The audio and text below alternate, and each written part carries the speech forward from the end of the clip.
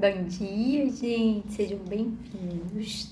Estamos no capítulo 11 de Mateus, aquele capítulo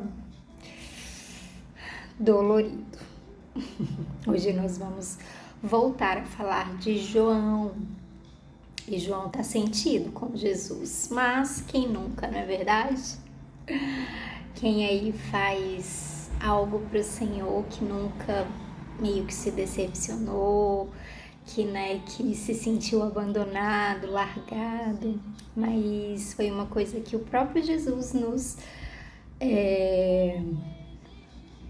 falou que aconteceria até mesmo no capítulo passado, porque ele falou que nós sofreríamos perseguições, vergonha, chicoteamento, nananana. Então, meus amigos, isso não deveria ser surpresa para nós. A gente sabe que às vezes isso dói pra caramba, isso machuca, fere. E João estava se sentindo ferido ali por Jesus não ter feito nada por ele. Mas vamos ler o capítulo pra gente compreender um pouco melhor a respeito disso, conversar um pouquinho sobre, tentar, falar sobre isso tudo aqui. Tentar falar tudo aqui hoje, para não ter que escrever. Vamos começar orando. Hoje eu tô sem companhia. Amém, Deus, obrigada pelo dia de hoje.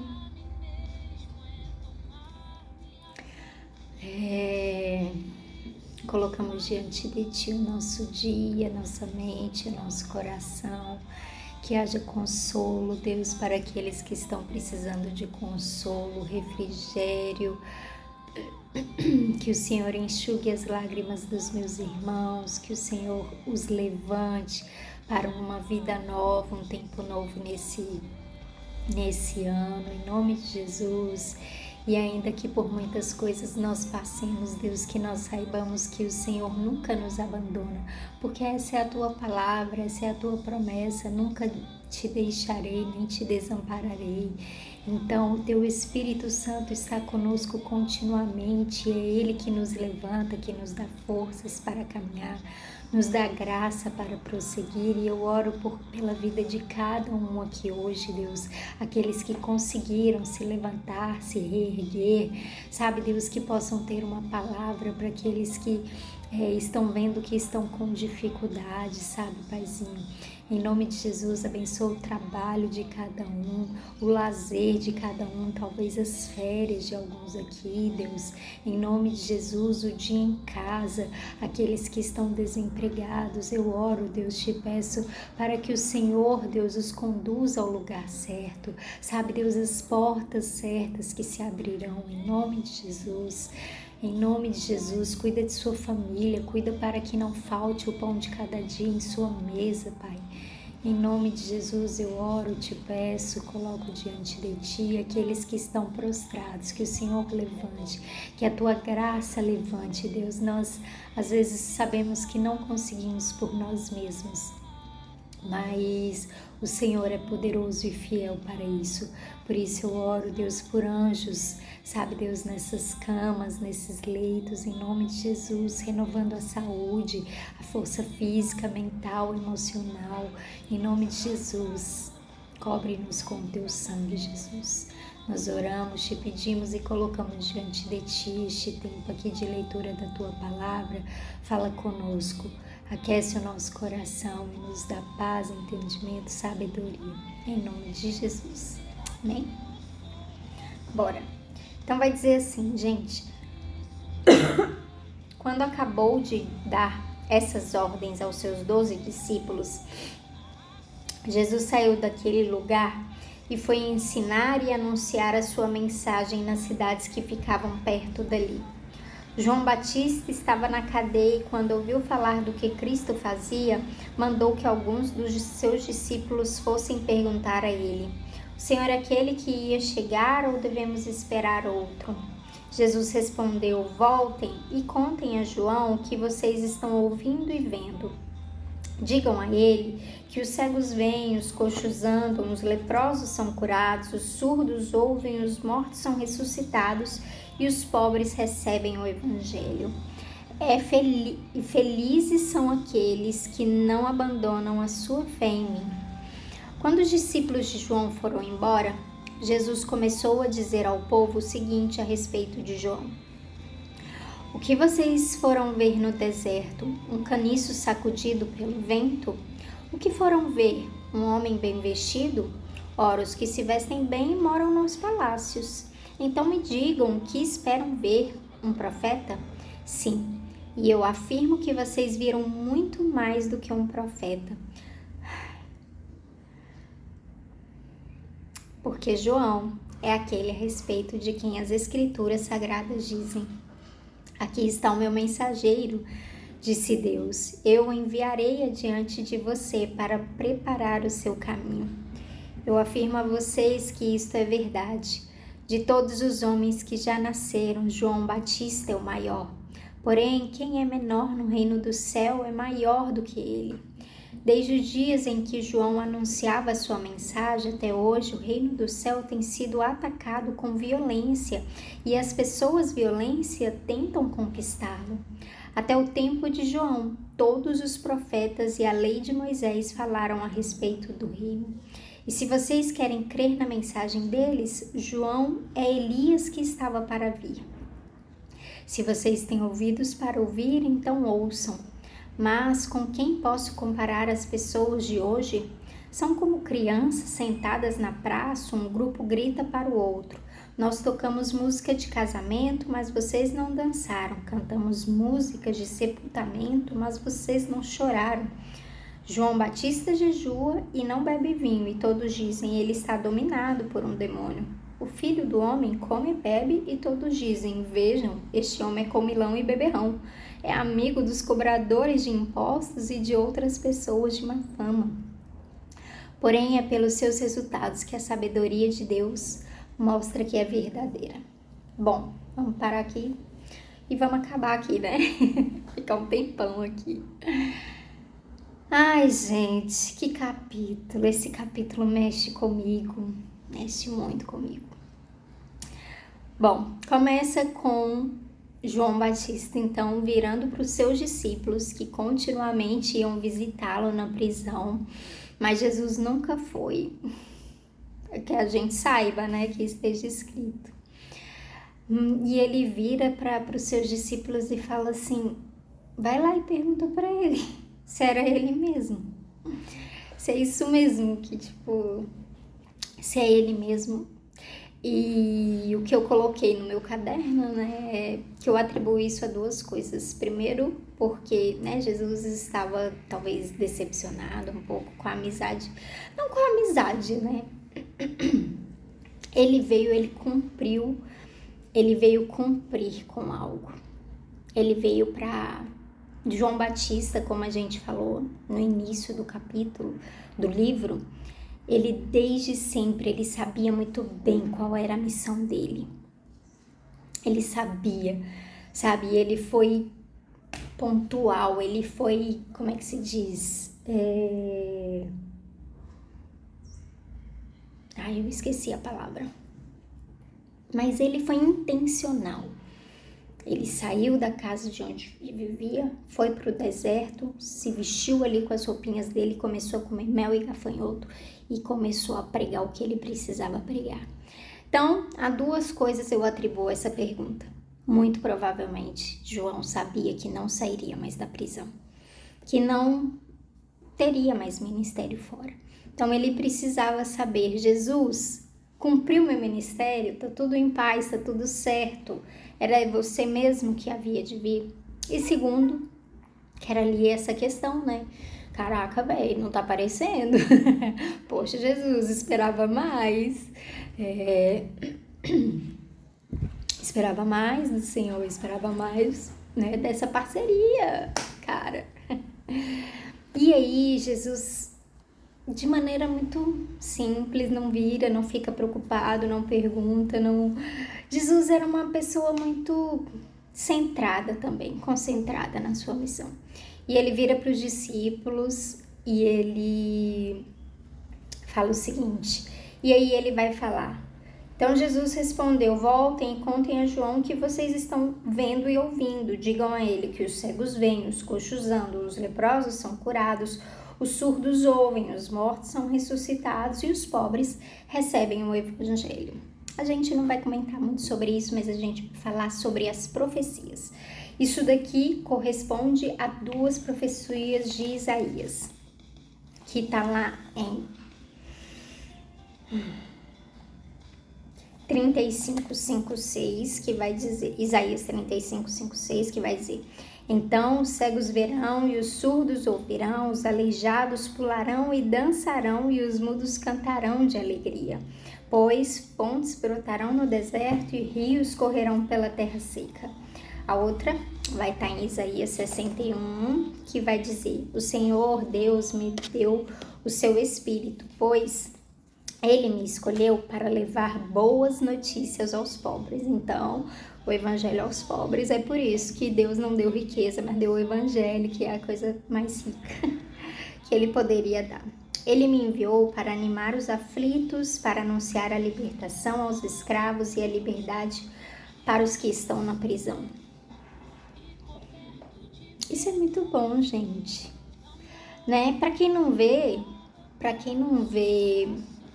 fisicamente, é muito bom conquistar a vista de novo. Para quem não anda, é muito bom conquistar. E a gente vai ver isso em outras partes, que Jesus vai perguntar: você tem certeza que você quer? Porque vai ali de uma responsabilidade. E aos pobres ser pregado o evangelho é muito bom, porque... Ai, voltou a tocar essa música.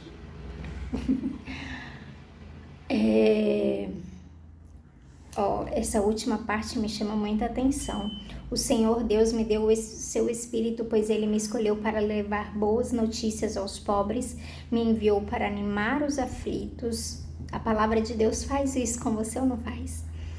Para anunciar a libertação aos escravos e a liberdade para os que estão na prisão. É muito bom ter riquezas. É muito bom poder conquistar o mundo, é muito bom viajar, é muito bom ter seu conforto dentro de casa. Mas não há nada melhor do que você ter paz dentro. Sabe, você se sentir farto daquilo que a palavra de Deus pode te encher. Eu vou comentar isso aqui porque foi uma coisa que doeu muito meu coração ontem, muito. Eu nunca acreditei nessa mulher. Eu vi um vídeo sobre a Andressa Surak. Eu nunca acreditei que ela tinha se convertido de verdade. Assim como várias pessoas que a gente já comentou aqui, que usam da palavra de Deus às vezes para se promoverem. Mas, gente, é uma coisa absurda, porque... eu vi um vídeo que ela parece que grava vídeo tendo relações com o filho dela, com o filho. Gente, a humanidade, ela tá perversa, ela tá caída, tá desesperador, e tem gente que se alimenta disso, que fica vendo, que acha bom, engraçado, que acha, né, que... Gente, é inacreditável que a nossa sociedade está se tornando.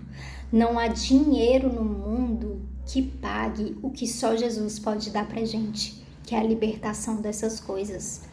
Não há conforto na vida que a gente queira mais do que uma vida com Deus. Sabe, e isso me doeu muito, e isso só acontece, gente, isso só vai doer muito em você se você não estiver confortável o bastante na sua vida, sabe, na sua vida tranquila, na sua vida emocional, sentimental, sabe, isso só vai gerar uma ferida no seu coração quando você virar e falar: cara, eu não tô aguentando, eu não tô aguentando mais, Jesus, volta logo, ou me leva, sabe? Então, assim, porque é inacreditável o nível que chegou o ser humano, e isso é muito pouco, né, gente? Eu sei que isso é porque chegou pra mim, imagina outras coisas que estão acontecendo. Bom, mas continuando, porque a gente já vai acabar e eu ainda não finalizei. E aí Jesus vai falar ali, aí ele vai mandar eles embora com essa função. Pronto, só fala isso, que ele vai saber. Ele leu as escrituras, ele vai saber o que o Messias prometido ia vir fazer, e ele vai se tranquilizar. E aí Jesus finaliza dizendo, e fala para ele mais: felizes são aqueles que não abandonam sua fé em mim. Em outras versões vão falar, felizes são aqueles que não se escandalizam de mim. E se escandalizar é fazer com que uma pessoa comece a desconfiar e desertar aquele a quem deveria confiar e obedecer, ficar desgostoso ou indignado. Então, meu querido, deixa eu falar mais uma coisa. Certa vez eu fui na Cracolândia. Como alguns aqui já sabem, eu tinha um ministério de dança, onde a gente fazia esse tipo de missão. Era um grupo missionário e a gente ia para vários lugares. Certa vez a gente foi para Cracolândia. Quando eu cheguei na Cracolândia, a gente estava coberto com uma opressão muito grande. Eram jovens, muito jovens, eu era muito jovem. Eu era mais velha, eu ainda sou a mais velha dessa galera. Eu devia ter uns 20 anos, o resto tudo devia ter 17 não, minto. Devia ter uns 21, o resto devia ter uns 20, 19, 18, estourando. E aí, gente, quando a gente entrou, a gente sentiu aquela opressão, a gente não conseguia sorrir, a gente não conseguia fazer nada, a gente não conseguia cantar, a gente não conseguia falar a palavra de Deus que a gente foi ali fazer isso, a gente não conseguia. E aí, de repente, virou uma pessoa assim pra gente e perguntou: ei, se não são o povo de Deus, por que vocês estão tristes? E aí ele começou a cantar o louvor. A alegria está no coração de quem já conhece Jesus. Gente, era um coral assim, parece que todo mundo cantou. E eu falei: gente, mas esse povo aqui tudo é crente. Eram todos crente, todos não, né? Mas muita gente crente desviada. Por quê? Porque se decepcionou com Jesus, meus amados.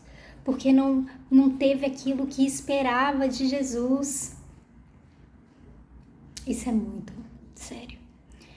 Então, felizes, bem-aventurados são aqueles que não se escandalizam do Senhor, sabe? Que conhecem a palavra dele, que não abandonam a sua fé nele, independente do que você esteja passando, porque se você sair deste lugar de fé, de confiança, de ok, tá ruim, tá difícil, tá desconfortável, mas ainda assim eu vou permanecer aqui.